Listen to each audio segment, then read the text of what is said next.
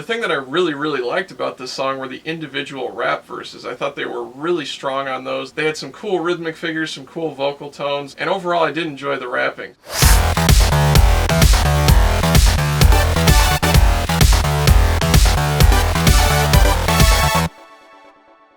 Hey everybody, how's it going? I'm going to do a quick review of Anthem and Apology by iKON. Unfortunately, YG has been really unpredictable lately with what music videos they block and what music videos they don't block. So because I'm already a little bit late with this, I really want to get this video out to you guys. I'm not going to include the actual music videos in my review, because if it gets taken down, then you guys won't be able to hear my thoughts on it anyway, and a lot of people were requesting that I talk about it, so I definitely want to talk about it, but I'm essentially just going to go through both songs. I've just listened to both of them, and I'm going to give you guys my thoughts and my analysis and everything else, but it's just going to be in kind of a compact, condensed form. So the first song, Anthem, it just struck me as being like an extremely YG everything. Like the song, the music video especially, is kind of like standard YG stuff. And there's absolutely nothing wrong with that because YG puts out cool stuff. It's kind of like how SM used to put out lots of music videos in a box, essentially. YG also puts out a lot of similarly themed songs and music videos in their own style. And the song Anthem and music video, I think, really kind of represents like the average of all of that stuff at YG over the last few years. And I was under the impression that iKON was being marketed as kind of like a different group or a unique group on the YG label, but it seems like they're doing kind of similar stuff to things that YG artists have done in the past.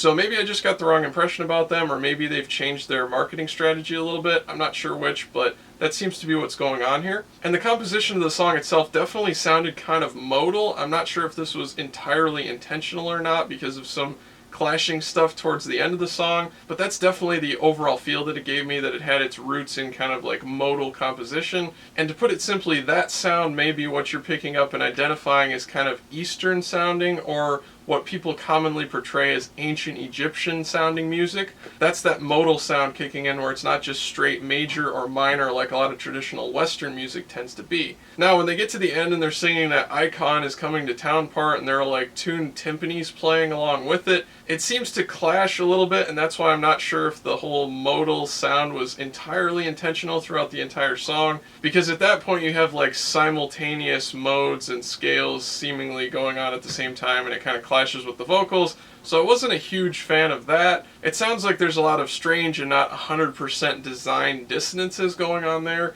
The chorus I wasn't a huge fan of either. It definitely sounds very Big Bang or G-Dragon specifically. Obviously it makes sense, they're on the same label, but I feel like I've kind of heard that thing before quite a few times, and they didn't really bring anything new or different to it. And the other thing is that they were clearly going for that like trunk rattling, droning, constant bass tone, but in the chorus it was actually kind of weak compared to a lot of songs. So if you're going to do that, you might as well go all out and do it. But they kind of went halfway, and it wasn't really like a strong, fundamental bass sound that you hear in a lot of rap music. The thing that I really liked about this song were the individual rap verses. I thought they were really strong on those. They had some cool rhythmic figures, some cool vocal tones, and overall I did enjoy the rapping. So this song was really cool in that way, and I think showcased a lot of their rap skills, but at the same time there also wasn't a whole lot like in the chorus or the rest of it that was really like new and cutting edge and innovative and something that really caught my ear. The other song, Apology, I actually thought was really great. Yes, it did kind of remind me a little bit of like a Big Bang type ballad,